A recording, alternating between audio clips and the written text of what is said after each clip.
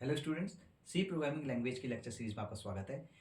इस वीडियो में हम सी टोकन्स को एक एग्जांपल के साथ समझेंगे और साथ में पावर और एसक्यूआरटी फंक्शन को यूज करना सीखेंगे।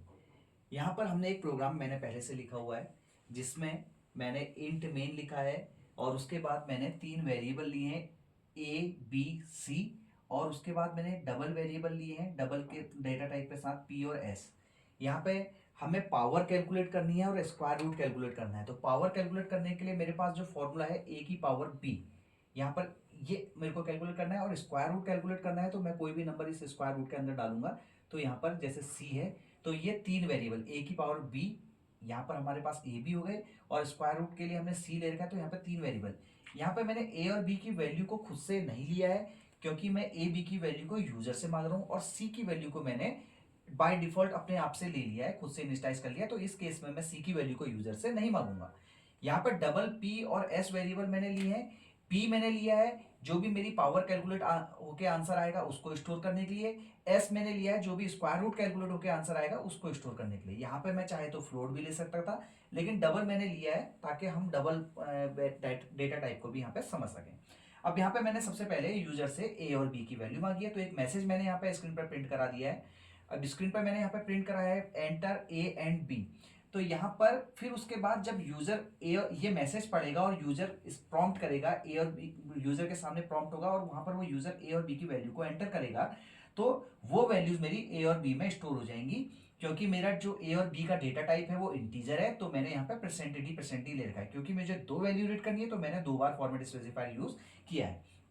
अब जब यूजर से ए और बी की वैल्यू मेरे पास आ चुकी है तो अब मेरे पास फॉर्मूला होता है पावर। अब यहां पर आप देखिए पावर और एसक्यूआरटी फंक्शन एक यहां पर प्री डिफाइंड फंक्शन है।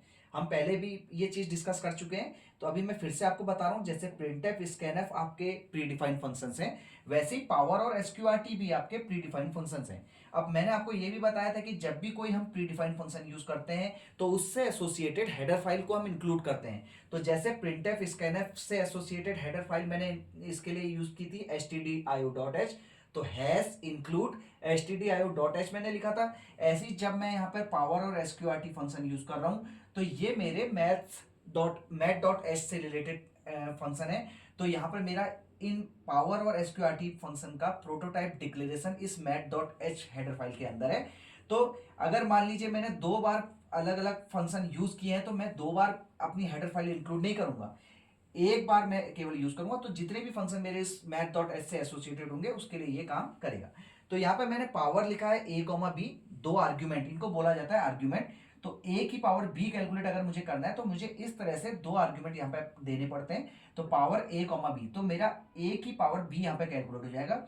जो भी मेरा आंसर आएगा, ये फंक्शन एक डबल वैल्यू रिटर्न करता है तो मैंने पी को भी इसलिए डबल टाइप का लिया है। तो मेरा जो भी आंसर आएगा वो पी में स्टोर हो जाएगा।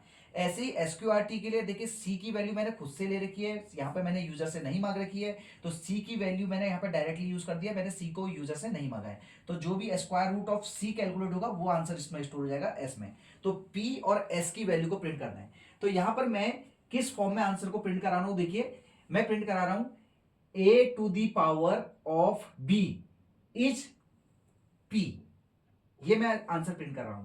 तो परसेंट एफ, तो तीन फॉर्मेट स्पेसिफायर मैंने यूज किए हैं। तो मैं चाहता हूं पहले वाले परसेंट डी के बदले ए प्रिंट हो, दूसरे वाले परसेंट डी के बदले बी प्रिंट हो और तीसरे वाले परसेंट एफ के बदले पी प्रिंट हो। तो मान लीजिए मेरे को two to the power two निकालना है तो मैं ऐसा लिखूंगा two to the power of two is four. तो इस तरह से मेरा आंसर प्रिंट हो जाएगा। तो मैंने यहाँ पे फॉर्मेट स्पेसिफायर जो लिखे हैं ये फॉर्मेट स्पेसिफायर प्रिंट ना होके इनके बदले पहले परसेंट फॉर्मेट स्पेसिफायर के बदले ए, दूसरे फॉर्मेट स्पेसिफायर के बदले बी, तीसरे फॉर्मेट स्पेसिफायर के बदले पी प्रिंट होगा।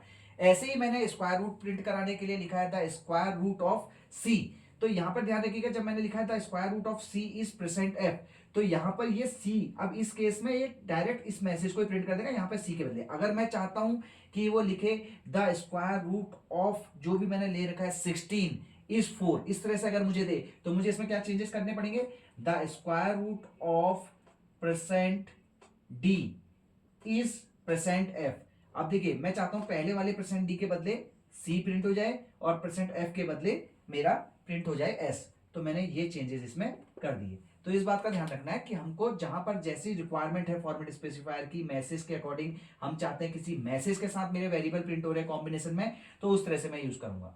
तो यहां पर उसके बाद फिर मैंने रिटर्न 0 लिख के अपने मेन फंक्शन को बंद कर दिया है। तो अब बात करते हैं, ये हमने पावर और एसक्यूआरटी को एक तरह से समझ लिया इसमें। अब हम समझते हैं कि जो हमारे सी टोकन्स होते हैं, जो कि हमने अभी कैटेगरीज पढ़ी थी प्रीवियस लेक्चर्स में, तो उसमें लिखा था keywords, identifiers, constants, special symbols and operators. तो ये कैसे हम मैंने आपको ये भी बोला था कि बिल्डिंग ब्लॉक्स होते हैं। तो ये बिल्डिंग ब्लॉक्स कैसे इन सबसे ही मिलकर एक सी का प्रोग्राम बना होता है। तो हम इसको समझ लेते हैं कि कैसे किसको क्या बोलते हैं। तो देखिए, सबसे पहला हमारा कीवर्ड्स है। तो कीवर्ड्स की अगर मैं बात करूं तो हमारा जो इंट है, ठीक है, यहां पर इंट मैंने यूज किया है, इंक्लूड, यहां पर इंक्लूड मैंने यूज किया है, डबल मेरा कीवर्ड है, ठीक है। और उसके बाद यहां पर ये सब फंक्शंस के नेम है। इधर मैं अगर देखूं तो रिटर्न, तो ये हमने जो मैंने अभी अंडरलाइन किए, ये सारे कीवर्ड्स हैं जो पहले से जिनका मीनिंग नोन होता है कंपाइलर को, और ये रिजर्व वर्ड्स होते हैं। उसके बाद बात करें आइडेंटिफायर्स की, तो जो नाम a name given by the user, तो मैंने अपनी कन्वीनियंस के लिए आइडेंटिफाई करने के लिए वेरिएबल्स को एक नाम दिया, जैसे ए बी सी।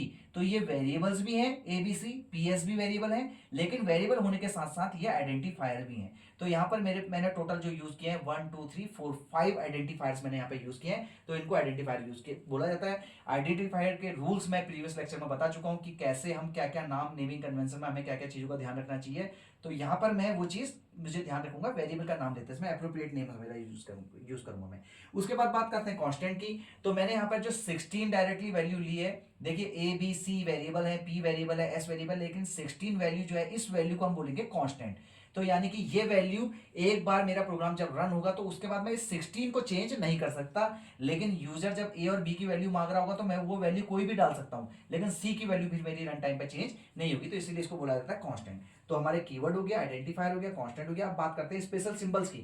तो स्पेशल सिंबल्स आप देख सकते हैं, जैसे हमने सेमीकोलन यूज किया है, हमने ये आपके पैरेंथेसिस यूज किए हैं, हमने कहीं पर भी कोई भी सेमीकोलन हो गया, यहाँ पर भी कॉमा यूज किया है। तो ये सारे कैटेगरी हमारी जो आती है, प्रेजेंट यूज किया है मैंने, डी प्रेजेंट यूज किया है, तो ये सारे आपके स्पेशल सिंबल्स के उसमें आ जाएंगे।